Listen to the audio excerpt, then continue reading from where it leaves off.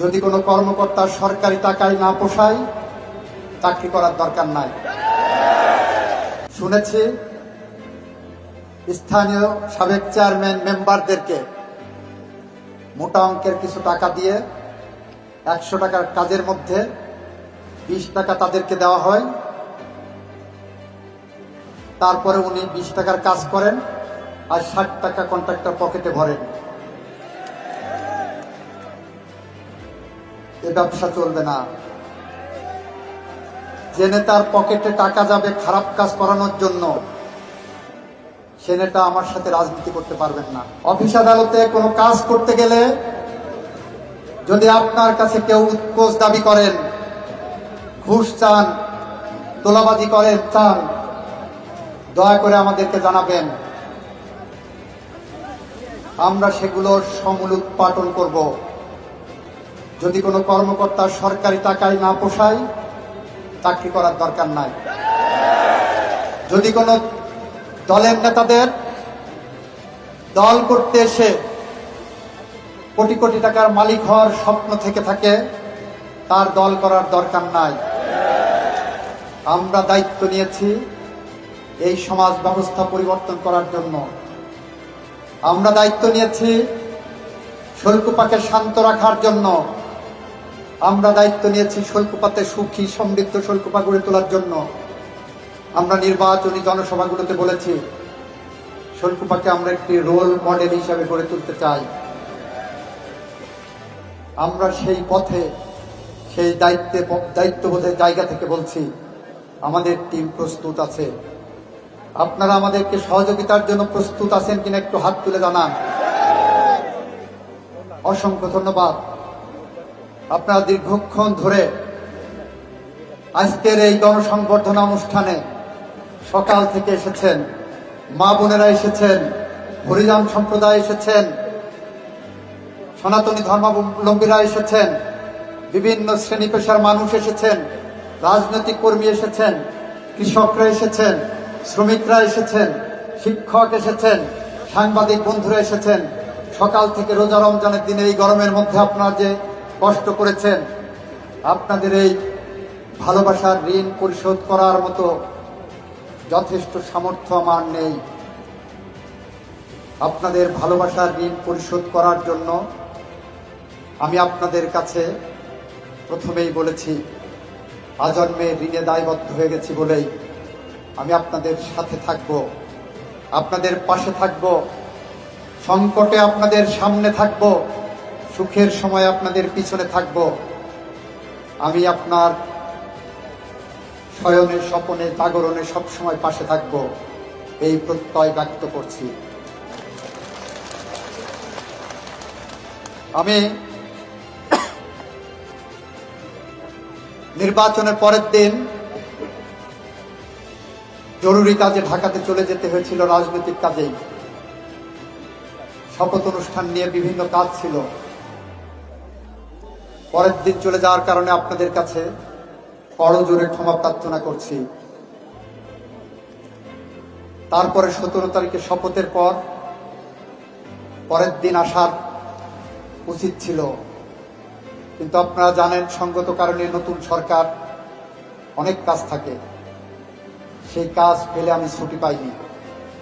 আমার বাবার কবর জিয়ারত করতে আসতে সময় পাইনি, আমার মাকে একটা সালাম করতে আসার সময় পাইনি। আমি আজকের দিনে প্রথম এসে আমার বাবার কবর জিয়ারত করেছি, আমার মায়ের পায়ে সালাম করেছি, তারপরে আমি আপনাদের এখানে চলে এসেছি। সুতরাং আমার এই অনিচ্ছাকৃত অনুপস্থিতিকে আপনারা ক্ষমা সুন্দর দৃষ্টিতে দেখবেন বলে আশা রাখি। ভবিষ্যতে আমার ছুটির সবটুকু সময় আমি চেষ্টা করব আপনাদের পাশে থাকার। এখন আমার কোর্ট করার কোনো সময় নেই, কোর্ট করার সুযোগ নেই। আমার সুযোগ যতটুকু আসবে সরকারি কাজের বাইরে, মন্ত্রিত্বর বাইরে, আমি শৈলকুপার মানুষের জন্য নিবেদন করব।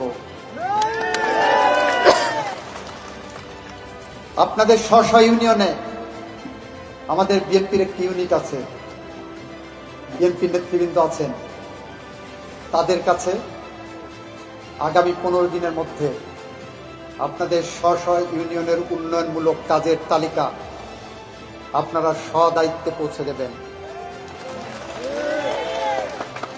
আমি ঈদের পরে, যেহেতু বাজেটের শেষের দিকে, ঈদের পরে যতটা সম্ভব উন্নয়নমূলক কাজের অবদান রাখতে চাই। এখানে আমাদের ঝিনেদার জেলা বিএনপির প্রেসিডেন্ট সেক্রেটারি আছেন, আমাদের কালীগঞ্জের ক্যান্ডিডেট ছিলেন রাশেদ খান আছেন, আমাদের কোটচাঁদপুর মহেশপুরের ক্যান্ডিডেট ছিলেন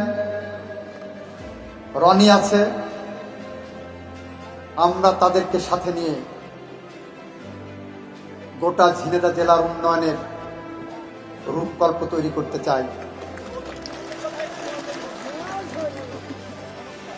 আমি বলেছি 15 দিনের মধ্যে তালিকা দেন, তারপর আমরা এটা দেখব। আর আপনারা যে উন্নয়নের কাজ আসবে সেই প্রত্যেকটা কাজ বুঝে নেওয়ার দায়িত্ব আপনাদের। শুনেছি স্থানীয় সাবেক চেয়ারম্যান মেম্বারদেরকে মোটা অঙ্কের কিছু টাকা দিয়ে 100 টাকার কাজের মধ্যে 20 টাকা তাদেরকে দেওয়া হয়, তারপরে উনি 20 টাকার কাজ করেন আর 60 টাকা কন্ট্রাক্টর পকেটে ভরেন। এ ব্যবসা চলবে না। যে নেতার পকেটে টাকা যাবে খারাপ কাজ করানোর জন্য, সে নেতা আমার সাথে রাজনীতি করতে পারবেন না। ধরেন এরকম নেতার সংখ্যা বড় জোর 100 হবে, আমার ভোটার সংখ্যা 1,73,000। সুতরাং 100 নেতার খারাপ কাজের দায় এই দল এবং আমি নেব না। সংখ্যালঘু সম্প্রদায়ের দিকে কেউ যদি অন্যভাবে তাকানোর চেষ্টা করেন, চাঁদাবাজি করার চেষ্টা করেন, দল তার দায় নেবে না। কোনো মানুষের উপরে জুলুমবাজির দায় কিন্তু দল নেবে না।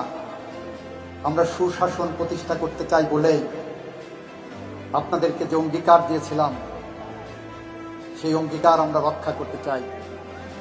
আমি আজকে আস্তে আস্তে ভাবছিলাম 1850 সালে রবার্ট ব্রাউনিং নামে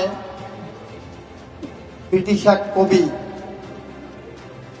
লিখেছিলেন দি প্যাট্রিয়ট কবিতা, দেশপ্রেমিক। সেখানে লিখেছে যখন প্রথম দিন সে তার জনগণের মাঝে যায়, রাজপথ